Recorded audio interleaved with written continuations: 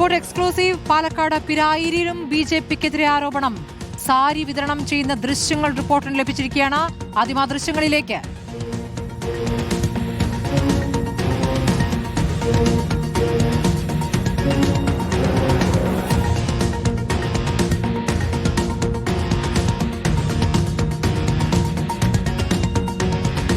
ഇക്ബാൽ അർക്കിൽ വിവരങ്ങളുമായി. ഇക്ബാൽ, വ്യാപകമായി തന്നെ ബിജെപി പണവും സാരിയും ഒക്കെ വിതരണം ചെയ്യുന്നു എന്നതിന്റെ തെളിവുകളാണല്ലോ ഇപ്പോൾ പിരായിരിയിൽ നിന്നുള്ള ദൃശ്യങ്ങളാണ് ഇക്ബാൽ ഇപ്പോൾ പുറത്തുവിട്ടിരിക്കുന്നത്. ഈ സാരി വിതരണം ചെയ്യുന്നത് ഏത് ഭാഗത്തെ വീടുകളിലാണ്?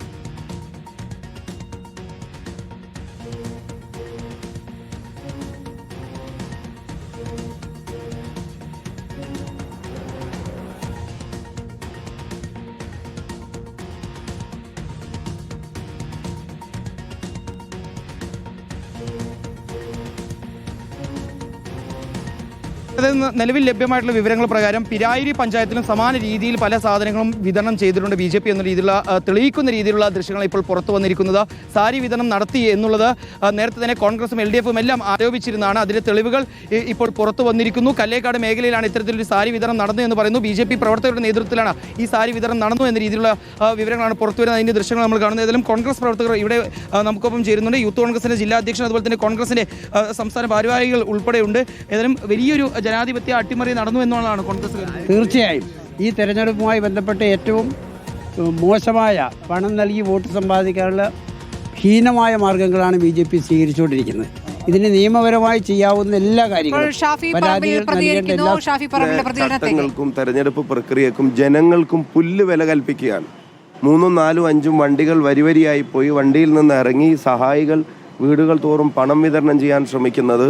അതുകൊണ്ട് പാലക്കാട്ടെ തെരഞ്ഞെടുപ്പിനെ നേരിടാൻ പറ്റുമെന്നുള്ളത് വ്യാമോഹമാണ്. നേരായ മാർഗത്തിൽ ജയിക്കാൻ കഴിയില്ല എന്നുള്ളത് BJP അഡ്മിറ്റ് ചെയ്തിരിക്കുന്നു. പരാജയം BJP അവിടെ സമ്മതിച്ചിരിക്കുന്നു.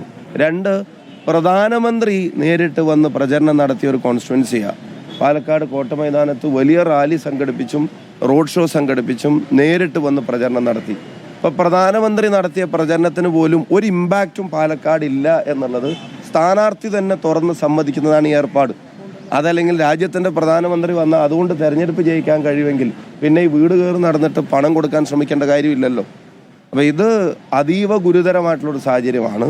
പാലക്കാടിൻ്റെ ശീലങ്ങളെ മാറ്റാൻ ശ്രമിക്കുകയാണ്. മാറാത്തത് ഇനി മാറും എന്ന് പറഞ്ഞത് ഇതൊക്കെയാണ്. ആളുകൾ രാഷ്ട്രീയ ബോധം കൊണ്ടും സ്ഥാനാർത്ഥികളോടും മറ്റുമുള്ള സ്നേഹം കൊണ്ട് വോട്ട് ചെയ്യുന്നത് പൈസ കൊണ്ട് മാറ്റാൻ പറ്റൂ എന്നുള്ളതാണ് ശ്രമിക്കുന്നത്. പാലക്കാട് മാറില്ല, രാഷ്ട്രീയമായി മാറില്ല, ഇത്തരം ദുശീലങ്ങളിലേക്ക് ചെന്ന് ചാടുകയില്ല, ഒരു സംശയക്കാര്യത്തിൽ വേണ്ട. തെരഞ്ഞെടുപ്പ് കമ്മീഷൻ ശക്തമായ നടപടികൾ സ്വീകരിക്കണം. BJP കമ്മീഷൻ അല്ലെങ്കിൽ തീർച്ചയായിട്ടും ഇതിൽ അയോഗ്യത ഉൾപ്പെടെയുള്ള കാര്യങ്ങൾ ഉറപ്പായിട്ടും ചെയ്യണം.